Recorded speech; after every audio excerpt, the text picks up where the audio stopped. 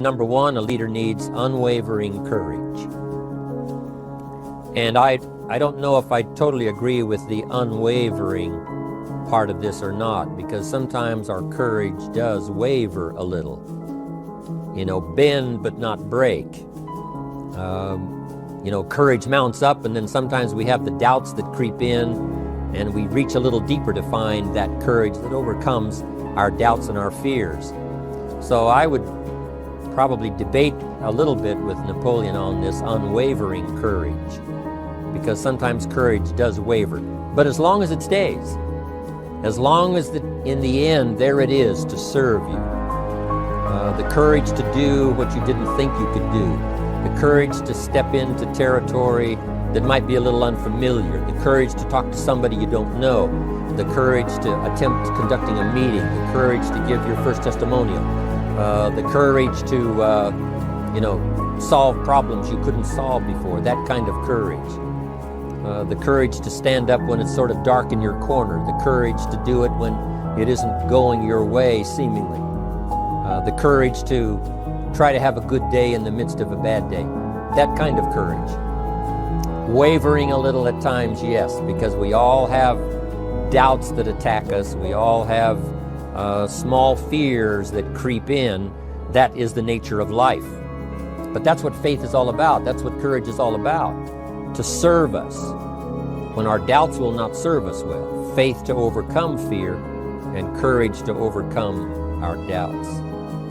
But that is a good quality, a good attribute for a leader, and that's unwavering courage. Second, Napoleon said self-control. That, of course, is the very essence of life itself, is self-control. Because we all have this warfare going on.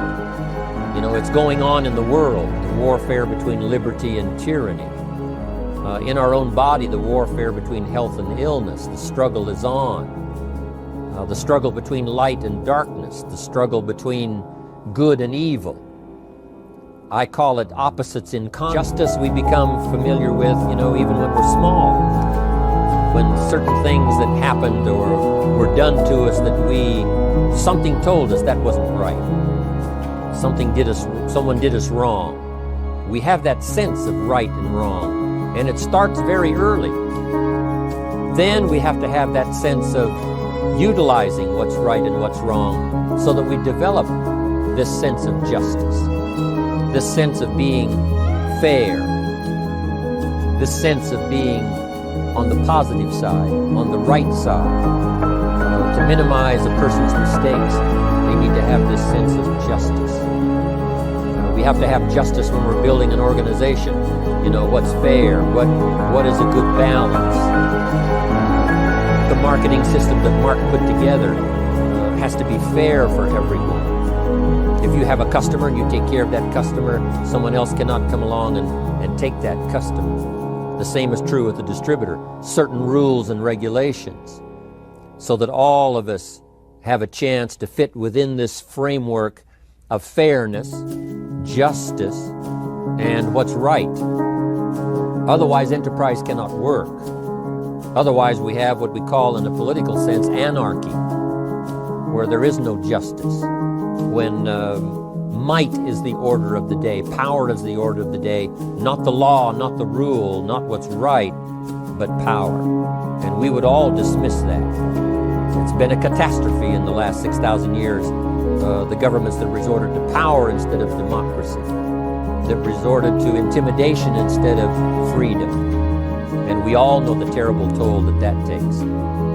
But it takes a toll not only politically in a country or politically around the world, but it takes a toll even in enterprise. It takes a toll in school if a teacher is unfair. It takes a toll in working on a team where someone is unfair, or where the leadership is not fair in the administration of justice. So this is true.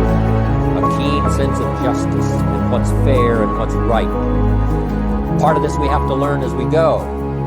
You don't have it all the first year. You haven't got it all the second year, the third year. After all the years that I've, been around, both as a human being and as a business person, we're still, even at these years, trying to decide what's best, what's fair, what's right, to give balance to our life and to build on a firm foundation for the future. So I agree with Napoleon. Good idea. A sense of justice. Here's another one, he said. Definiteness of decision. Indecision is the thief of opportunity. If you don't decide, the opportunity could slip away. If you don't decide what you're going to do today, the day could get away and you're not very effective. I talked about in my recent travels about time management. Here's one of the best ideas of time management. Don't start the day until you have it finished. Is it possible to finish the day before you start it? And the answer is yes. If you don't finish it to the best of your ability, have some idea, some good plan, sure enough, the day escapes. Decisions at the early part of the month, it's the decisions at the early part of the year that greatly determines what kind of year you're going to have. The decisions you make in the early days of your marriage, sometimes those are the decisions that affect the marriage for a lifetime. All of us have the opportunity to do that, but I think Napoleon was right here too. You've got to be definite in making decisions so that the opportunity doesn't pass you by. Take advantage. Here's the next one. Napoleon Hill said, a good leader has definite plans. How important that is. And of all the years, I think, to cash in on Herbalife's momentum and make some plans for the future, this has got to be one of the greatest years. Herbalife in these 18 years now has created some incredible momentum.